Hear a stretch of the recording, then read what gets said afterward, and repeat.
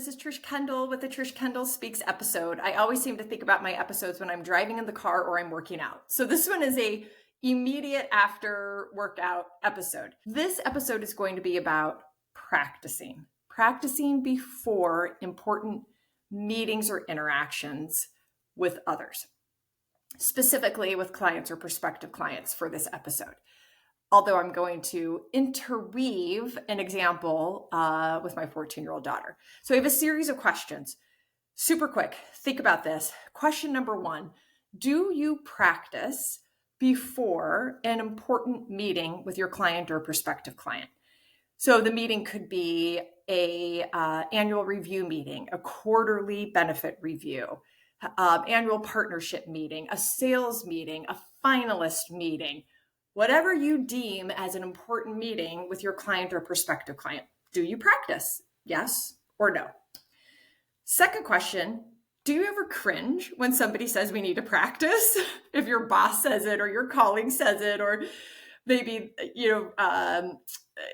the seller says it, whoever, do you ever cringe when someone says we got to practice? Yes or no? And then my third question is going to be, you got to pick A or B, this or that.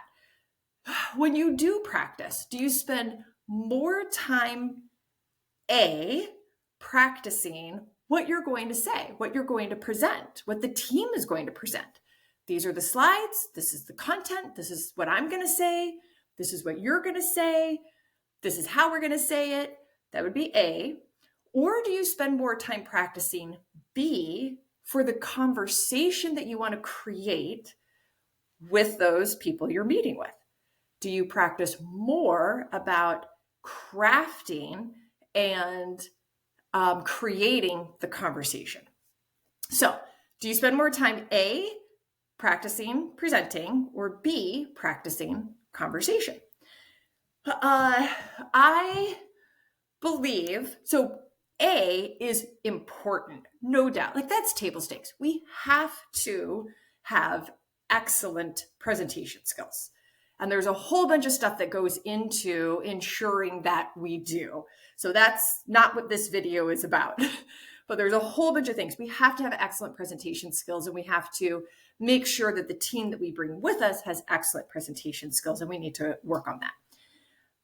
I believe it's more important, assuming we have those excellent presentation skills, it's more important to practice how to craft and execute an excellent conversation.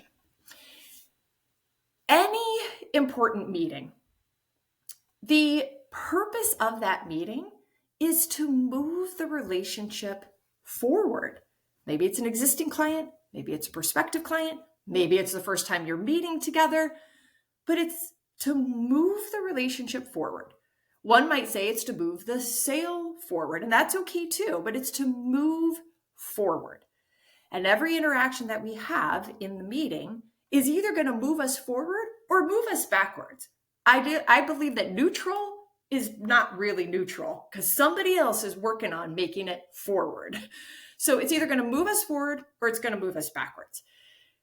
So what I think about is, what is most likely going to move us forward? Practicing presentation or practicing conversation? In order to move a relationship forward, we need to have an objective for the meeting. Every great meeting has to start with what we want as the outcome of that meeting. And there's a whole bunch of things you can think about with this. I use, what do we want this person or these people to know at the end of the meeting that they don't know beforehand? Or what do I want them to feel at the end of this meeting that they didn't feel beforehand? Or what do I want them to believe? What's the conviction that they didn't have, or the belief that they didn't have at the beginning that they'd have at the end? Or what do I want them to do? What action do I want to try to drive that they wouldn't have done without this meeting? So whatever objective framework you want to use, it has to have an objective.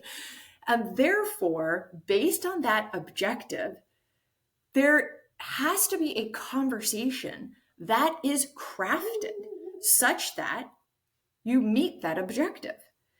And so when I think about practicing, I really think about and work with teams on, what are the questions that we might want to ask? What are the questions that you want to ask? What questions do you want to be asked? What are you afraid of being asked? What story do you want to tell? Where do you want to stop that story and ask a question and get them involved in the storytelling? Whatever it is, that's crafting a conversation. I was driving to school. I was driving my 14-year-old daughter to school today, 9th grade, all girls school. You guys all know this. And we worked for 30 minutes on practicing a conversation that she's going to have with 2 of her friends. And it made me think about this video because she cares so much about her friendship. And it's important to her to move that friendship forward and not move that friendship backwards. And there's some tricky things going on right now with some of the girl group dynamic. And Lily is worried that a couple of her friends have their feelings hurt. And she didn't know how to address this, when to address it, how to address it, what to say, how to do it. And so I found myself in the car driving her, asking her questions. What do you want so-and-so and so-and-so to either know, or feel, or believe, or do? And we talked it all through. And she came up with, I want them to feel this, and I want them to do this. And I was like, okay, how, what is the best way to make that happen? So where are you going to have a conversation with them? What's the setting? And then she gave me all these different settings. It could be walking from the high school to the barn after school. It could be in the cafeteria at lunch. It could be in the cafeteria in the morning. It could be going from the cafeteria to the first class. So she's talking about all of these different settings, which that can be a video for another day too. Sometimes you have an objective and the setting doesn't allow you to achieve that objective. So you either have to change the setting or change the objective. But so then she talked through, all I did is ask her questions. This was me helping her practice. And she came up with the setting. Okay, that would help her achieve her objective. All right, we got the setting. How's the conversation going to go? She's like, I don't know. What if I start with this and then it leads to this? And I was like, okay, so if you say this, say it, and I'll pretend to be one of your friends, and then I'll respond, and you can decide, oh, okay, well, if they responded that way, that works. That's great. Or if they respond a certain way, you might want to change the way that you've entered the conversation. So we did that. She entered the conversation with a certain part. I made responses back. She kind of thought about it. Then we got to, okay, she said, this is the way I'm going to start the conversation. Awesome. And she had 3 chunks to the conversation that she wanted to create and craft with the girls. All right. What question do you think they might ask? I think they might ask this. Okay. What would you say? Well, if they ask me this, then I would say this. All right. Do you want them to ask you something different? Yes. Okay. What do you want them to ask you? And then she answered it. And this is not manipulative. Let's be very clear. She is not manipulating a conversation. She is being thoughtful about taking a limited amount of time with 2 people that she cares greatly about, that she wants to move the relationship forward, not backwards. And she has an objective for that meeting, for that conversation. And instead of just going willy-nilly into it with emotions high or not planned or not thinking about it, she's thoughtful about how to construct and execute a conversation with them that's going to lead to the outcome that moves the relationship forward.